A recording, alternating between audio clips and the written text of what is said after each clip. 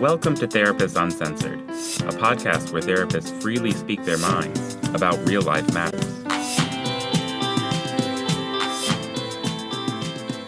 Welcome to episode 20 of Therapists Uncensored. So, wow, what a week. The rallies and the activism and the intensity and the energy and the pain. We've certainly seen that from the chairs that we sit, and really from no matter which side that you come from, because the country's certainly divided. You're having big feelings either direction. And in one of the rallies, there was a sign. An African-American woman was holding a sign that said, "Where will you all be at the next Black Lives Matter rally?" which I thought was poignant. And a few weeks before that, there was a conference where there was many white therapists gathered, and there was one Black therapist who said, "You guys need to be," we were all struggling to talk about race and race relations and racial identity. And the Black therapist said, "White people need to be talking to white people about race. You don't need it. We're ahead of you. We're already talking about it. You guys need to catch up. You'll need to talk about it among yourselves." So we agree. And this is what this podcast is going to be about, racial identity. And we come at this with the full awareness of with a conscious awareness of what we can be aware of, because we know that there are things that we can't understand with our white privilege and our upper middle class access and our white identities. But with hat in hand, we do want to be part of the conversation, and we have guests on the show today that are going to help facilitate this. Rudy Lucas and Christine Schmidt. But before I do that introduction, I just want to say one thing, which is that this podcast is designed, or what we had in mind anyway, was as long as you are willing to engage in the conversation, then we want it to be welcoming. We don't want there to be shame either direction. This obviously does not include people who are just out to hate. So just don't even be thinking about that's not the conversation we're trying to have. But if you fall along a spectrum that you're interested in engaging and in relating, but you don't necessarily agree or understand, then that's the reach out, and that's the bridge that we're wanting to create. And that's part of why I asked some questions that might raise some eyebrows, like, what about reverse racism and things like that? That's what we talk about that, and it gets very interesting. But I want to say that we do that from the perspective of actually making progress on this and moving the conversation. So that's our hope, and we're very excited. And let me get right to the introductions. We are delighted and privileged to have with us today Christine Schmidt, who is a clinical social worker and mediator for the New York Peace Institute and organizer with the Anti-Racist Alliance. In addition, we've got Rudy Lucas, who has worked in Greenwich Village for over 20 years in the field of addiction and mental health, and he is a member of the Anti-Racist Alliance. He has shared his expertise as far away as St. Petersburg, Russia. They both serve on the board of directors of the Eastern Group Psychotherapy Society, and they co-chair the work group for racial equity.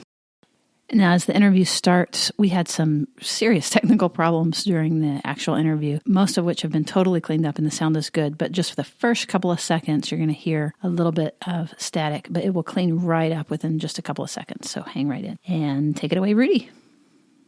Thanks so much for your warm welcome and warm hospitality on our recent visit to Austin. If I had known you guys were so distributed around the globe, I would have dressed up for this broadcast. 59 countries, my opinion. But we did receive a wonderful warm greeting, and the tempo and the times are every bit as challenging, if not more so, and we see it in our practices. Just to quickly give you a little thumbnail about myself is to let you know that I'm a 75-year-old African-American heterosexual father of the 3 best-looking little grandchildren that you've ever seen in your life. And I've had a private practice in the West Village, that's Greenwich Village, where for the last 25 or 30 years I've been committed to wiping out all chemical dependency and all mental illness for the last 30 years. So I've got job security. But things have changed recently with the tempo of the times and people's bringing what they bring into their group. And Christine, if that's comfortable. Absolutely. I wanted to just describe a little bit about how I've come to this work. I'm a psychotherapist. I identify as white, also a social worker by training. I worked for many years in the public school system in New York City and was a part-time therapist. And the work I did in the public school system led me into a lot of anti-racism organizing. I wasn't certain if there was going to be a bridge I could build between my anti-racist commitment and psychotherapy work, but maybe about 4 or 5 years ago began to test the waters, and I developed a workshop that was offered in a Brooklyn group psychotherapy discussion group, and I can't remember the exact title, but it was something like Becoming a White Psychotherapist, Moving from Race Unconscious to Race Conscious. The title was but it was so obscure. Rudy came down to this workshop ready to blast me out of the water for having a title that sounded so white supremacist. I mean, it really was an ambiguous sounding title in many ways, and realized that I was there talking about anti-racism. Anyway, that's how we first met each other. And since that Brooklyn discussion group, we have developed and offered and co-facilitated many, many workshops for different professional groups, community groups, including our wonderful conference in Austin for the group psychotherapists. And then about 6 months ago, started talking about, wow, at the end of every workshop, people ask for more and more and more. And so we have been offering short-term racial literacy consultation groups for therapists that go over a 12-week period. It's sort of a short-term group. So that's what we're currently working on together, in addition to many workshops and conferences. So I wonder if you have found increased interest in this with all of the things that are going on after the election, the whole Black Lives Matter movement. I just wonder if that has increased people's interest in the kind of offering you and Rudy are doing. I think I can concretize that for you a little bit. When we rolled out phase 1, which was September, the first or second week, we had probably 50 or 100 hours of marketing and outreach to make it happen. And we've arrived at the same place for phase 2, which we began marketing efforts for about a week, 10 days, maybe 2 weeks ago. And we're 3/4 of the way to the number that we had taken several months to get to. We're suffering the dilemma of who are we going to turn down? But it's not, but the single thing that's changed is not that more young men have been shot by cops than is the norm, but that we've had a change in the administration, this focus that for people that have been able to not have to feel that they have to stifle themselves about their true feelings. We encounter our colleagues in great distress, not just in their own world, but in terms of managing their populations, their group peers. So that's the single biggest thing. I think that this year has also brought an awareness about racism amongst people who call ourselves white, that this is something that is a central concern and responsibility, and that it's one that is kind of new because we haven't thought about race as much as people of color who suffer racism from who suffer the oppressive aspects of racism. I think, we all suffer it. Sometimes we're not aware of what the suffering is. Exactly, Christine. That's actually what I was just thinking was, on one hand, there's this surge of people interested in this kind of training and knowing that we need the depth to be able to sink into understanding the complexities of it within ourselves and in the community. But on the other hand, I mean, what I'm observing, I think we see it publicly, is the rise on the other side too, right? And I think about even in my own groups and just groups of people that I know, of people saying, what do you mean privilege? Nobody's given me a hand up. And understandably being, like you said, have never thought about it and don't understand it and don't know what people mean. How do we bridge that kind of a wide divide. And then, that's different than people burning an effigy or marching in sheets, of course. Yeah, it's a difficult place because we're not exposed to really thinking historically. And in order to understand privilege in this country, we have to be able to think and understand historically. I think one of the ways people who call ourselves white have been able to avoid thinking about racism for so long is because we've had a faulty definition of racism. And, think of it as Peggy McIntosh has so beautifully described, acts of meanness that a person from one group commits against a person of another group. And as long as we're thinking of racism as an act of meanness, then it's really hard to see privilege as something that has been handed down historically. It was so much easier to witness Bull Connor, police dogs, fire hoses, and the currency of the 1970s than it is to understand that this is more than bad people doing bad things to good people or to other bad people, but it's the notion that the idea of institutional plays in, and that institutional bias contributing to internalized feelings of superiority and also some sense of internalized inferiority in people that define themselves as of color. So it's probably not going to be understood as privilege until the historical piece is amplified. And it's in those amplifications that most of the joy and the fun and the stimulation, the energy in the room that keeps it going is psychoeducation. The notion that there are these people that have written about these things and thought about these things far longer than any of us. And when introduced to the chance to have some of these readings, and that's part of our commitment, is to provide an access page of resources and assets. We find that people reluctantly come off the dead center about, well, I'm not one of those people, and my family came here as immigrants.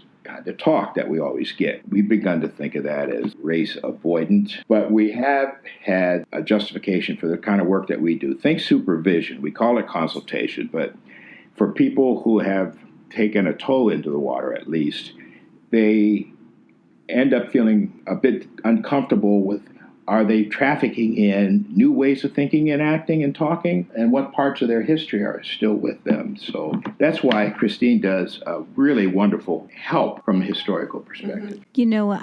When we were preparing for this, I looked up the word privilege, and it talked about another word for it was immunity. And I thought that was so interesting because we who identify as white don't have to, every time we walk out in the street, wonder, if a cop is going to stop us. If we go to a shop, we don't have to wonder if someone's going to follow us around. And so it's invisible. If you're immune to it, you don't see it. Right. So privilege definitely comes in the form of access, immune to that kind of hurt. And it's been handed down historically, like who gets to live in what neighborhoods, who gets to go to what school. So what about the reverse racism? All lives matter. There's no such thing, from my point of view, of reverse racism, because the determining factor is access to power. And oppressed populations have never been known to have any kind of power sufficient to have their feelings, thoughts, and wishes codified into the law.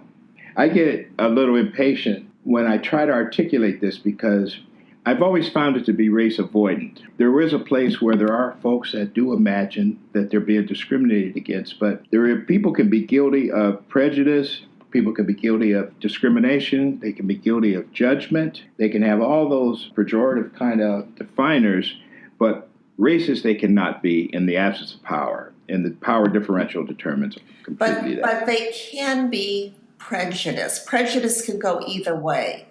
And, yes. And that's Absolutely. One of the distinctions that we really want to make, that racism has a very, very particular definition. As Rudy said, that critical piece has to do with power and historical power. That's a really, really good point. Whereas prejudice, and I even think about some of what you all have talked about with this continuum of Black identity and white identity, and there are periods along that continuum where that one might have a strong prejudice for or against one's own identity. Is that right? Mm-hmm. Absolutely, yes. I mean, I often tell the story in the kind of statuses or the continuum of racial identity development that Rudy and I have worked from was developed by Janet E. Helms and William Cross. Their models of development definitely start from places of powerful internalizations of stereotypes and negative images of people of color, so that white people begin at this kind of general low stage of development really with very bigoted stereotype views. And as development kind of moves along that continuum from abandoning that kind of racist way of thinking to evolving a white identity, that internalized hatred has to be looked at and understood. And I mean, Rudy, you have done so much work with colorism. Yeah, which is that same kind of internalization of self-hatred. Rudy, could you define colorism for our listeners? Yeah, it was defined best for us by Alice Walker sometime in the 60s, when Alice Walker said that colorism can be understood as privilege or prejudice being bestowed upon a class of people,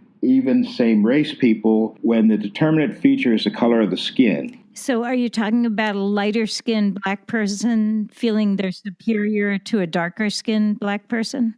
Yes, and the access to power and the access to property, the two main determinants of accumulation of resources and wealth and an inheritable estate for our peers, for our offspring, is very much founded upon very traditional ways of superiority that makes the case why racism is so ubiquitous, that people that are oppressed from racist people of superiority status turn out doing similar things to people within their own community, intra-race. It starts with this notion of internalized inferiority, and the case that comes to mind is the dolls experiment that Dr. Kenneth and Mamie Clark had perfected in the 1930s and was the foundation in the early 50s, 1954, when Thurgood Marshall presented before the Supreme Court of the United States the results of this doll study, where children in a public school in Washington, D.C. were contrasted with a control group of students in New York City's public school upon the use of two dolls given to these children who were 7, 8, 9 years of age, and a series of 7 questions were introduced and asked. And we introduce in our workshops these images of these exact children with Dr. Clark in the background, where the two dolls that are introduced are exactly the same, except that one of them is got white skin and blonde hair. The other has brown skin and kinky hair. And you have to see the poignant look on the faces of the children as they reach out to the doll that they identify most with, and the confusion that's on the face of the children, not knowing why they're reaching for the white doll with blonde hair. And it was we don't have the time to go through the particulars of the 7 questions, but the net result convinced the court, the United States Supreme Court, that separate is in fact not equal. And that was Brown versus the Board of Education in 1954. You know, Rudy, I've seen some of those pictures and it's heartbreaking. It is exactly the word. And we have the literal pictures of the test with Dr. Clark in the images. And the looks on these dozen children, it's the intro into helping people understand how institutionalized is the imprint that has the determining feature. Because just as surely as these little children are invariably, 56% of the 56% of the children picked the wrong doll in terms of appropriate identification. They only went from their heart and from their spirit. But by the same token, superiority concepts are equally as internalized. And when people begin to look from those perspectives, we start to make some and we internalize those ideas so young. I mean, so we're talking about development of a racial identity, but we're also realizing in human development that very, very young people are already beginning to identify and put values on how they see themselves racially. Even though many white people grow up not even thinking that we have a race because everything is kind of normed on whiteness. Well, it's interesting because, you had mentioned that spectrum starting with hatred. And it's the first time that I heard it was in the workshop that we heard of you all. It's funny, I didn't take it in that way when I first heard it. I was imagining that it started with just like kind of an innocence, like a non-awareness of any difference. So it's kind of like I'm thinking about the dolls. I'm not aware that I have any feeling about this other doll. I just want this doll. I don't have a conscious hatred towards this doll. So that's just one set of thoughts that I have. And in order to reach across the divide, because right now I have very strong feelings about what's happening politically and who's being put in place in the administration and the power.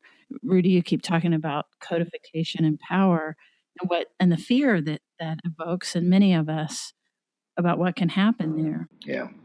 Or what can continue to happen that has been with us for 400 years. Superiority and oppression is not unique to the United States, but people from all over the globe come to the United States to study and research its effects.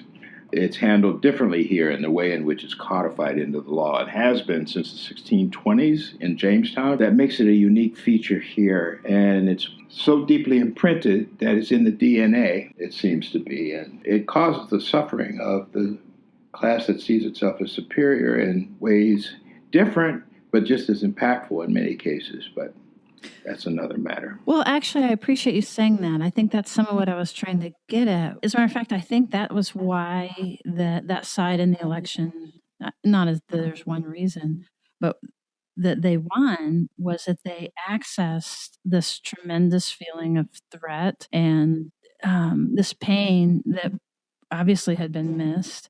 I'm just trying to bring that there's two branches happening, right? And there's almost an impulse to match the aggression with aggression. Yeah. And when people are trained to defy peacefully, it sets in a whole new wrinkle. The best examples are Dr. Martin Luther King, of course, but also Mandela. Mandela, in 27 years of imprisonment, had the mercy and the grace and the forgiveness at all times that made him superior to his guards. It wasn't more than a year or two in that they became aware that they, as guards, were being intimidated by a very righteous, a very humble, a very clear-thinking man of color. But he could see that he was freer in his shackles than they were in their uniforms, even though they went home at night. Oh, that's a beautiful reference. And that's some of what I've been struggling with around, we as therapists have some influence on being able to help people come to terms with some of this period of threat that we're under. And so when the white man says, well, of course, I'm glad he won. Every black comic can make fun of a white man, but if a white man were to do that to say something like that against an African American, that would be considered racist, right? That's the kind of they're feeling against the ropes. It's how do we begin to with MLK, Nelson Mandela, bridge that? How do we begin to listen to the fear and listen to the pain? Yes, and see where they are and help move them in their own journey, move them to a place of compassion and empathy, even if it's a yard or not, whatever we would be able to do. The U.S. history during this era in the 17th century is replete with information about failed attempts to bring union between Europeans brought here as chattel servants that had a 7-year indenture, and the wish to keep them separate from freed slaves or from slaves that might get eventually turned over by their masters, by their owners, at oftentimes the death of the owner, from coming together in their common cause. So everybody was incentivized to cater to the lowest common denominator. So people began to be demonized, And that job of demonizing and projecting a negative image around the people that you want to keep and cater to their lowest common denominator of fear, that role is played out in the 21st century by assignment editors or news editors at media outlets. At ABC, the person who decides what gets on the evening news at 6 and 11 is invariably going to lead with the most grotesque, the most bizarre kind of things. So we've always known about if it bleeds, it leads. But when studies are done and research conducted, it shows how disproportionately and how organized the portrayal is done in order to continue to demonize and contribute to fear and or superiority. But Sue, you're also asking, how do we begin to reach across that divide? How do we begin to make the connections? How do we begin, maybe how do we as white people? Right, because Christine, think about some of our listeners, we're going to have people from all across the spectrum.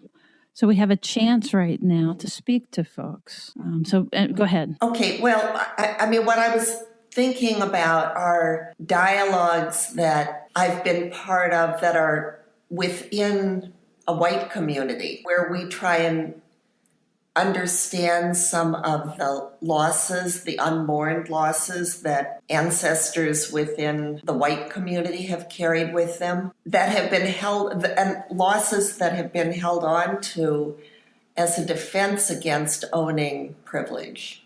And how important it is for us to be able to listen and hear about those unmourned losses, a loss of an ideal, of a dream that hasn't happened.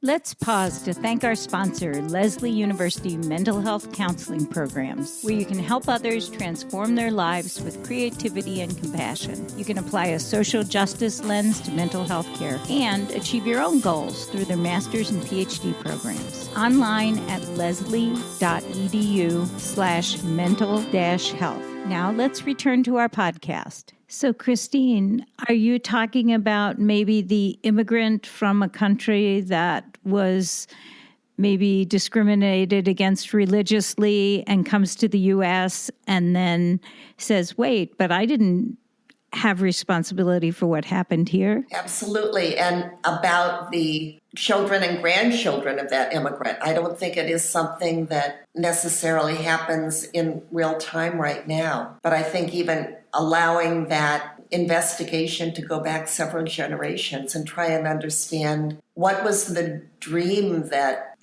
ancestors of people who now call themselves white were pursuing, and why was that dream elusive, and what went wrong, and how do we understand the losses in that person's story that helps us understand the bitterness or the kind of racial competitiveness that that person might be experienced. I mean, I think if we're looking at ways to build bridges and develop empathy, that's one of many different places to start.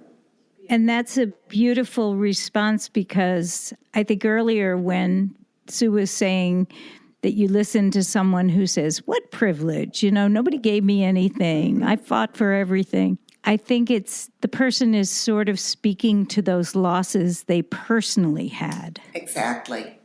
And not in the context of, as you said before, immunity and access. Right. Yeah. But very personal frustrations. Yes. Right. And I like being able to recognize personal frustration. And then in addition to adding this piece of the institutionalization of these harmful policies and the historical oppression, like being able to do both. Because if we are only doing the history, this person might stay in this defensive position. And then if we only look at, hey, nobody's given me a hand up, if we only look at the individual, we lose the history and the institutional piece. Well, I think people are given a hand up, and that's part of the tempo in the community that I identify with, when access to the sources of stability and economic progress are usually homeowning, voting, employment, education, and in all of those standards, people of color have been historically manipulated out of those places by redlining for neighborhoods, by an unequitable distribution of job openings, the internalized feelings that come across the desk at a job applicant who's of color. I take issue with the fact that until we ask for an equal playing field, but we present it in this country as if the equal playing field has people of privilege on the 20-yard line in a 100-yard race.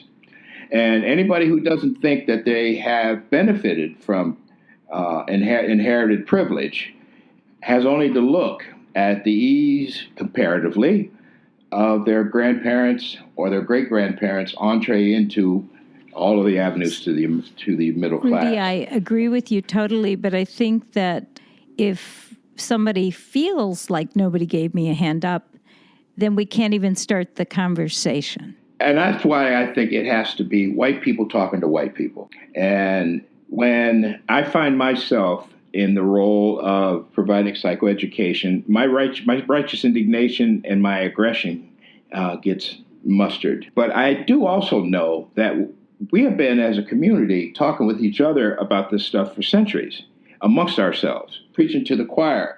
But all of a sudden, white people have become more willing to talk to other white people. And I think there's great value in that. And I support and salute you guys as perfect examples of that.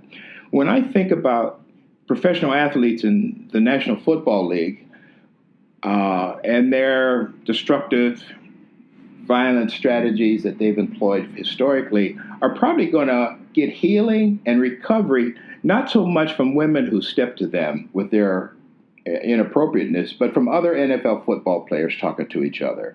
Well, and Rudy, in our groups, because our groups, the groups that you and I have done together have been multiracial, right? And very intentional that way, because that's given, it's opened up so many opportunities to examine and experience in real time race avoidance, white fragility, Black anger, microaggressions. I mean, there's so many that get acted out and have offered opportunities for white people to talk to white people in the presence of people of color who get to witness what the thinking and the experience and the feelings are. I think that's been one of the real rich benefits of our having multiracial groups and not limiting all of our work to the kind of same race affinity group work, which right. we've I also done. Totally agree with you, Rudy, when you said,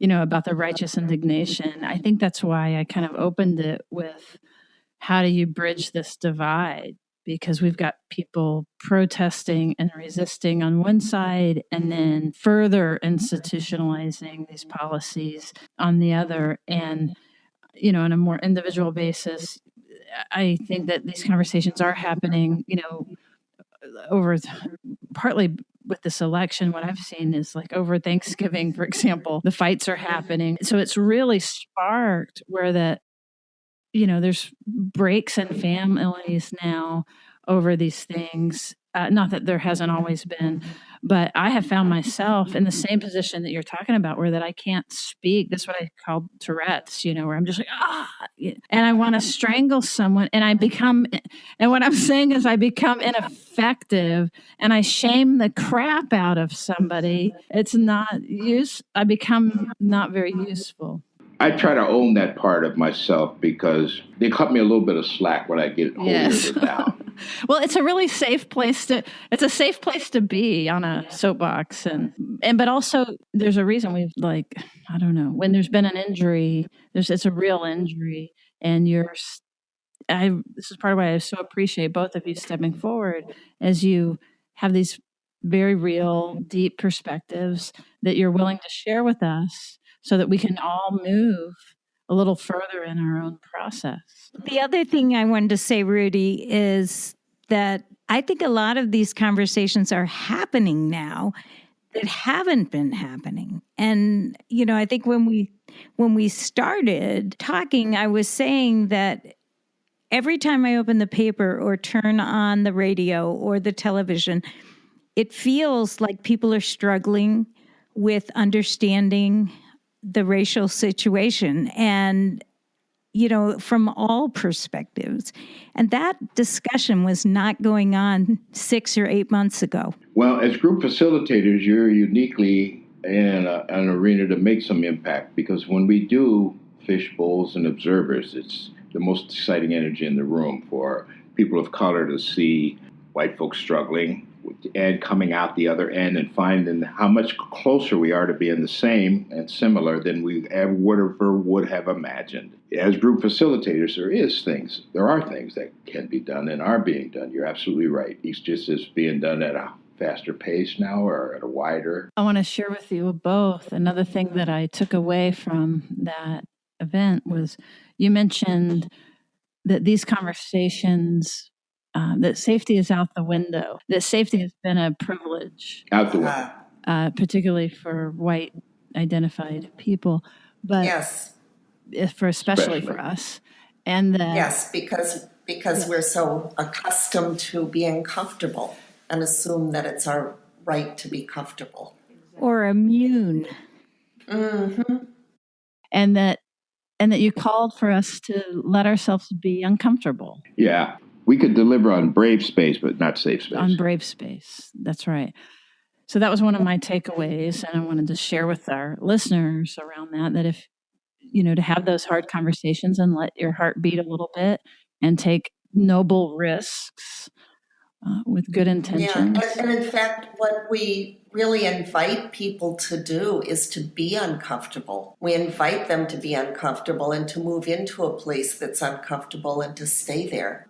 The People's Institute for Survival and Beyond, where Rudy and I have learned so much from the Undoing Racism workshop, and they refer to that as your growing edge. And they say that place where we go to, where we have to be brave enough to go to, that's very uncomfortable, is going to take us right to the growing edge, and that's where we develop. And becoming more comfortable with being uncomfortable is in itself liberating. I think that's exactly right.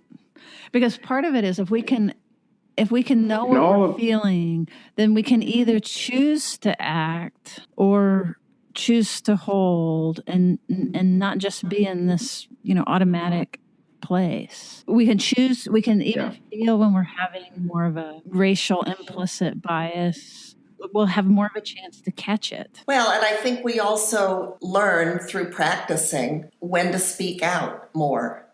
And if somebody is saying or doing something that is racially offensive, then we practice and we learn ways of interrupting that, of calling. I love the term calling someone in as opposed to calling someone out, so that we really try hard not to shame a person. Shame is so paralyzing, but to be able to not let these aggressive moments sit there in the room without interruption and to stop it, to call the person in. We've had success with teaching aids. Jay Smooth is a New York City disc jockey and social activist, progressive, biracial, 30-year-old, 35-year-old maybe, who we use some of his 4-minute clips, video clips, that show ways, successful and otherwise, to bring race into the conversation. And we use other video aids. We have what's the one that's about mosquito bites, Christine? Oh, I can't remember.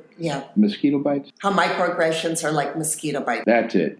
I wonder why I do this sometimes. Why am I so much off, so many times the other, where I might be the only or one of very few people of color in the middle of people in these dynamic tensions and struggle? Because so many people in my community have opted out, myself included.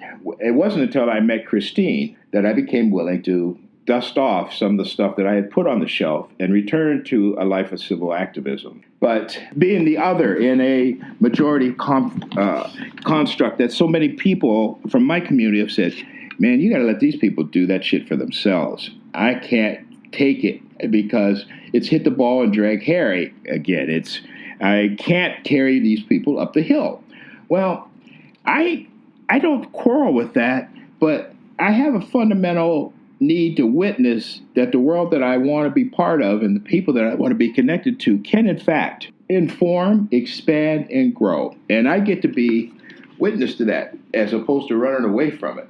Because I get that it's tiring and that it's not your job, but I also think that if we all retreat into our own communities, then it's much harder for change to happen. You're so absolutely right. But I ask you to remember that you are going to be offended by people of color expressing their honest thoughts and feelings and not wishing to edit it anymore. Because when black bodies are being brutalized and boys are being shot, there's not much time. Baldwin helps us remember that it's the fire next time may be already on the horizon. Yeah. So it's all part of that becoming more uncomfortable. And I love it in our youth because they pull our coat to every social movement has begun by young people.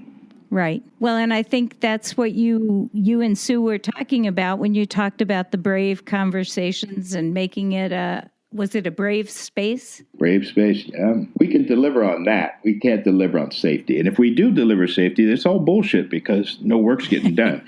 The work is the work. So I wonder if there's anything that you'd like to share before we wind this up, that there are some last thoughts that either of you would like to share? Christine, why do you do this work? This is something at this point in my life that I can't not do. When I finally realized and came to terms that I am white and that I have inherited a whole lot of history with whiteness that I'm not proud of, but that I also realized that I can undo some of the oppression of privilege by working to make a more just and more fair world. And in this country, for us right now, it means tackling racism. So why am I doing it? For my children, for other people's children, it's the only way going forward that I think we can all really live together as human beings and not as, I don't want to think of myself or have my kids think of themselves in limited ways as oppressors. And I'll tell you, your story and even just the notion of white identity that doesn't have a Nazi feel to it, but that really has the kind of a image of a kind of an arc of coming to, like you said, it involves loss and shame, but then coming to a place of acceptance and, what can we do to integrate, and even a place of pride that it doesn't have the salute at the end of it.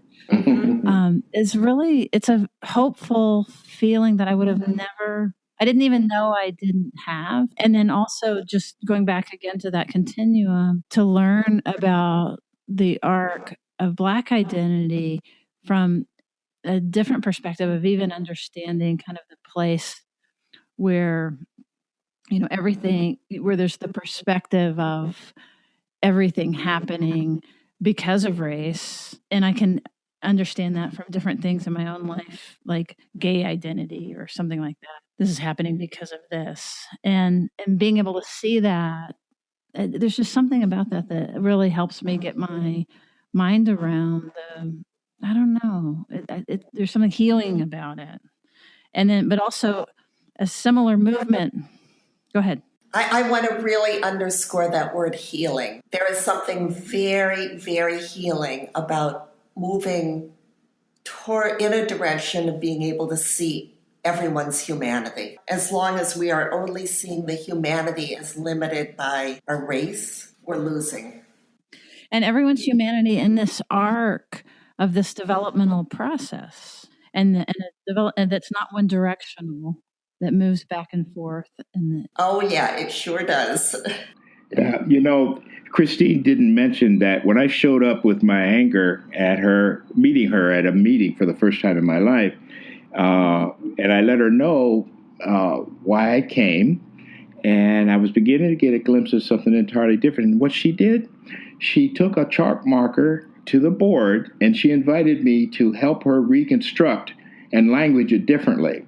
And it wasn't in a put-down way. She showed me an openness and a willingness to say, wow, I hadn't thought of that, and changed immediately. Now, if she hadn't adapted bravery instead of safety, she could have been very traumatized or at least impacted by this crazy, angry man that is coming thinking that he's invading a white supremacist kind of a thing, only to find out that this woman jumped into action to change any perception. Then I got to hear, about a half an hour later, the Emilio story that you guys got to hear. I don't know if you remember that, but that's never left me. Is Emilio your son, Christine? Yes, he's my son. Yeah. Can we out you as the mom of an interracial son? Absolutely. 2, in fact. Yes. Do you remember that story? It's a fascinating story. I mean, I'm not going to recount the whole thing right now, but the central piece of that story was that my sons were in their young adulthood before I really owned and recognized that I was white. I was so very immersed in being anti-racist that I never really thought about what race I had as an identity, and that was very shocking. It was a very powerful story. Rudy, thank you for reminding us about it. And it was really moving to hear you talk about how that moved you on your own development. Oh, my goodness. Yeah. So are there any last minute, things that you would want our audience to really walk away with? Mine would be to read and talk to each other. What? Read Baldwin. Well, and I'm also going to say read history. Know the history of this country and how it is absolutely, if we don't understand chattel slavery, we are not going to understand the racial dynamics that are in the room right now. And go do an Undoing Racism workshop with the People's Institute for Survival and Beyond. Rudy, you were talking about other books. Something else you'd like read? Zinn. Isn't Zinn the... Howard Zinn, yes. Mm-hmm. Howard Zinn, CINN. Ta-Nehisi Coates is the modern Baldwin. And our young people are diving into the writings from the 60s and 70s and 80s. And I will invite you guys to our resource page if you don't already have it. Very good, right. That's great, yeah. The Eastern Group for Psychotherapy Work Group for Racial Equity has a resource page available on the website for anybody to see that has a lot of books, articles, YouTube videos, films, good resources. And because we want the women's perspective, any female authors you want to recommend? Michelle Alexander. There we go. Carol Anderson. The D'Angelo. What's D'Angelo's first name? Robin D'Angelo. And Maya Angelou. Yes, absolutely. Well, that's great. Well, we so appreciate you taking the time, and you are so inspirational. And I know you will be to many more people. This has been a pleasure and an adventure. You guys have become part of our identifying of self when we talk now about workshops and they want to know who and where, and we just say from Boston to Austin. Oh, I love that.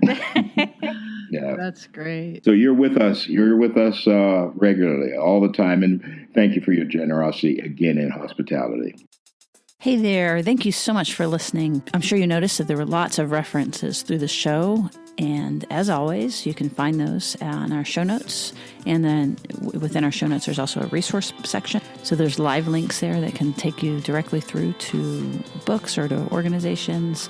We really try to take care of our listeners and link you to the material that is mentioned. So that's part of our service. That's part of what we want to offer folks. So be sure and check that out. And also, of course, you can find Rudy and Christine there, and that's where you'll find their bios.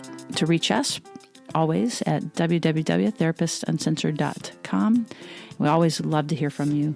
And if you haven't filled out the survey yet, please do, because we would like to hear from you more directly with a couple of questions that we have. Okay, thanks for listening, and we will see you again soon. Therapists Uncensored is Ann Kelly, Patty Alwell, and Sue Marriott. Cameron Lindsay edits the show.